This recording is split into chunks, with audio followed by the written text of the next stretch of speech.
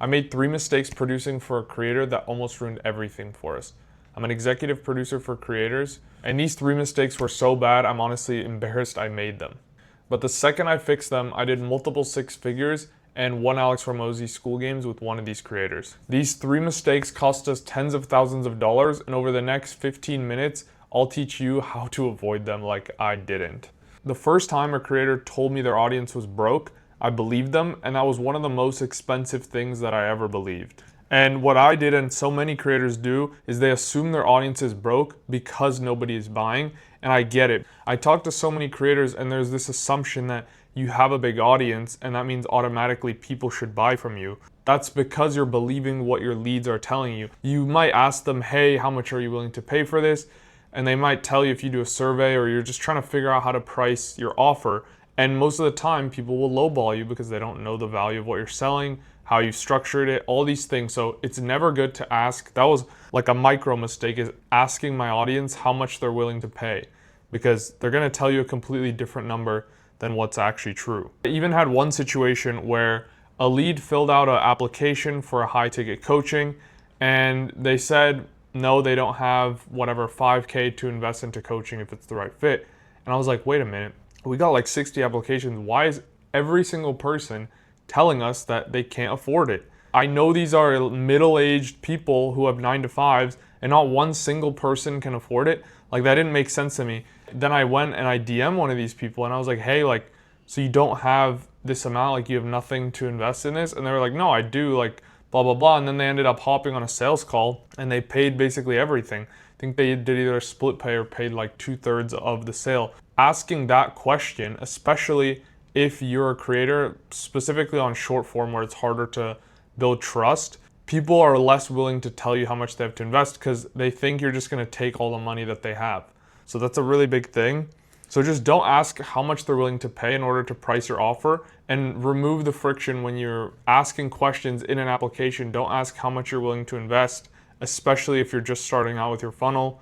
Ask their annual income. That seems less sleazy than asking their monthly income. Then on a call, that's where you can qualify them, or if you have a dialer and they call them, then you can be like, okay, so you're making XYZ from your job, da da da. And it's easier to qualify somebody on a call than an application where they physically have to say, hey, I'm gonna pay you $5,000.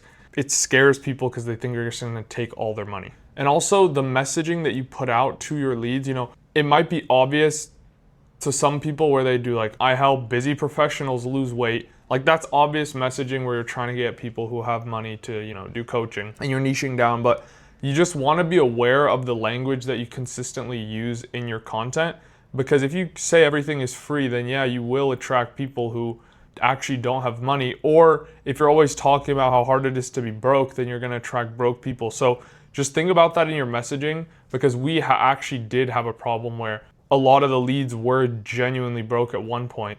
And so we adjusted our messaging there, and it's because we kept saying everything was free, free, free, and we weren't specifically targeting people that had money or disposable income or jobs. So use that in your messaging. Think about it. If you're not already doing that, it's good to, it's always good to target people who have jobs and kind of try to pivot your ICP towards that, your ideal client profile, because those people have money and they're willing to pay. But even once we fix this, I was still making the second mistake, and this one was all on me. So we were charging $397 when we should have been charging $5,000, because changing your pricing is the easiest lever you can pull.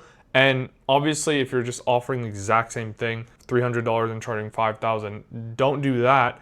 But think about, like, if you're already charging high ticket and you're charging like 2K, see what's the highest price you can do before it doesn't make sense. And because obviously you're gonna lose sales when you raise your price, but you might make more money even if your close rate is lower. So you wanna play with the price, because that's the easiest lever ever. And it rhymes, so it's probably true. It's the easiest lever ever to just up your price as high as you can, and then you can just test it and you can bring it back down if need be. And especially if you're selling high ticket on a sales call where your price isn't public, then that's gonna be fine to just adjust your price, test how your close rate goes up and down, and then pick basically what makes you the most money. It's just a little bit of simple math. I was scared to do high ticket because I had learned just doing low ticket first, start with low ticket, then do high ticket, and I see the same pattern with a lot of creators. It's like everyone wants to start with a monthly recurring revenue or MRR, just start a low ticket school community or a Whop community, whatever. I don't see that many people, unless they're knowledgeable, starting with high ticket. Because it is, high ticket can be intimidating, charging the high prices and all this. It can really make you think you're seeming salesy and selling to your audience too much if you're charging $5,000. I know you don't want to be seen as a guru, or you don't want to be that guy that's just like that salesy guy. That ick, I know there's that ick that a lot of creators get from selling, and you think that selling a low ticket item is going to just make it so that you're not going to have that. However, pricing is a filter that will give you higher quality clients who pay more. If you pay more, you pay more attention. They're going to get better results. They're going to create a flywheel. They're going to get testimonials. And then you're going to be able to put that back into your content and then basically just get more clients. So as long as you're not being, doing fake promises, fake scarcity, fake urgency, it's totally fine to sell high ticket. Your audience won't see you as salesy. It's just something you have to overcome in your head. But it's the best place to start charging high. And then you can always reverse engineer and go down from there, because it's easier to have the highest price package. Basically start with high ticket and you give a lot of one-on-one access, you give a lot of one-on-one support, and then you can just make a mid-tier where it's cheaper and they have less access, and then you go down to the low ticket and it's even less, or mid-ticket if you want to do some downsells. But if you start with the opposite, where you launch a low ticket community and you give all these features for $60 a month, now when you go to do high ticket, it's like, fuck, I already have all this shit. I'm already doing 5 weekly group calls a week. How am I going to do anything else? So then it's a lot harder to, give the higher tiers. Whereas if you start at the top, you can just go down and just remove access to things. Okay, and now we had the right people paying the right price. I made the third mistake that almost blew everything up. This is about launches versus evergreen funnels and evergreen acquisition of clients.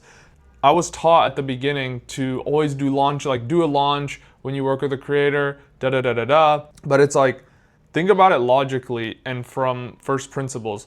Launching something, if you do a new launch, especially if you don't have any infrastructure built out, you're putting all this pressure onto this one point of failure. If this launch fails, you're kind of fucked for all the shit that you built and all the back-end infrastructure and all the sales team and the offer and all this stuff. It has to all work at that moment. So now what I do is I launch an evergreen funnel where we sell through a lead magnet or free asset, and we sell on the back end. The beauty with this is you're able to, there's not so much pressure on one moment to make everything work, because things will inevitably break. That's just how things work in business. And so you're able to fix them, and then you're able to keep going, and you're able to optimize your process and your funnel and your sales process and everything. And then that's when you do a public launch. That's when you validated your offer, sales process, and now you can do something public, and you can maybe do a different form of acquisition. So maybe you launch a webinar on top of your book a call funnel, and that's a great way to just add extra cash in, because some people will be better sold in different methods. Some people will respond to a webinar better than they do to a book a call funnel or VSL funnel, because it builds a lot more trust for them and they just prefer that way. You'll get different types of people, or just different people in your audience who will buy when you actually do different acquisition channels. So webinar, for example, is a great one to just add on top once you've dialed in your evergreen process. All right, so those are the 3 mistakes that I made. Hopefully now you can avoid them too. And if you found this video helpful at all, feel free to leave a like, no pressure. If not, leave a dislike. And if you felt absolutely nothing, then don't leave anything. But have a good one. Appreciate your time. Peace.